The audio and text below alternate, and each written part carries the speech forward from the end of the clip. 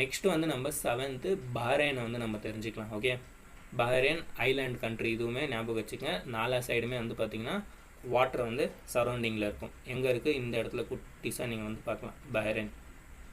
Okay, இதோட capital வந்து பார்த்திங்கன்னா மனாமா, ஞாபகம் வச்சுக்கணும், important. Capital Manama, Bahrain island country. எந்த கண்ட்ரி கூடயும் லேண்ட் பார்டரை வந்து ஷேர் பண்ணுறது இல்லை, ஏன்னா இது வந்து ஒரு ஐலாண்ட் கண்ட்ரி, ஞாபகம் வச்சுக்கோங்க. நைபர்ஸ் யார் யார் இருக்காங்கன்னா சவுதி அரேபியா. நைபர்ஸ் யார்? சவுதி அரேபியா, கத்தார், இங்கே பக்கத்தில் இருக்கு பாருங்கள் கத்தார். நெக்ஸ்ட் வந்து பார்த்திங்கன்னா Iran. Okay, Iran. So neighbouring country. Okay, குவைத்துமே வந்து பார்த்திங்கன்னா நைபரிங் தான், பட் ஈரான் வந்து கொஞ்சம் கிட்ட இருக்குது கம்பேர் பண்ணால். குவைத் வந்து கொஞ்சம் தூரம் இருக்குது, நீங்கள் பார்க்கலாம்.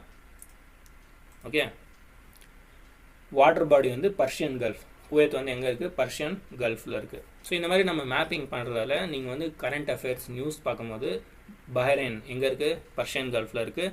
சவுதி கிட்ட நீங்கள் வந்து பார்க்கலாம். அதுக்கிட்டே வந்து நீங்கள் கத்தார் இருக்குது, ஈரான் இருக்குது. ஏன்னா இது வந்து பர்ஷியன் கல்ஃபில் இருக்கக்கூடியது, உங்களுக்கு வந்து ஈஸியாக ஞாபகம் வரும். ஓகே, ஸோ பார்க்க போனால் நீங்கள் இதெல்லாம் மேப்பிங் பண்ணிட்ட பிறகு கரண்ட் அஃபேர்ஸில் நேம் எல்லாம் வரும்போது உங்களுக்கு ஈஸியாக இருக்கும். ஓகே, இதுவுமே வந்து பார்த்திங்கன்னா ரொம்ப இம்பார்ட்டண்ட். ஓகே, ஸ்ட்ராட்டஜிக் லொக்கேஷன் வந்து பார்த்திங்கன்னா இந்த ஸ்ட்ரைட் ஆஃப் ஹர்மோஸ் இதெல்லாம் வந்து அக்சஸ் ஆகுதுல்ல. ஸோ இது வழியாக வந்து பார்த்திங்கன்னா அரேபியன் சீக்கு எல்லாமே வந்து நீங்கள் போகலாம்.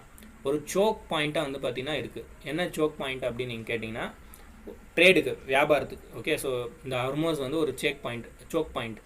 இப்போ இங்கேருந்து வந்து பார்த்திங்கன்னா ஒரு ஷிப் போயிட்டுருக்குன்னா அது வந்து இந்த ஸ்ட்ரைட் வழியாக தான் வந்து அக்சஸ் ஆகணும்ல. ஸோ இது வந்து இம்பார்ட்டண்ட். இப்போ யாருன்னா இது வந்து பிளாக் பண்ணிட்டாங்கன்னு வச்சுக்கோங்க, என்ட்ரி ஆக முடியாது. ஓகே, ஸோ ஒரு ஸ்ட்ராட்டஜிக்காக ஒரு இம்பார்ட்டண்ட் பேசேஜ்னு கூட நீங்கள் சொல்லலாம், ஸ்ட்ரைட்டுன்னு கூட சொல்லலாம்.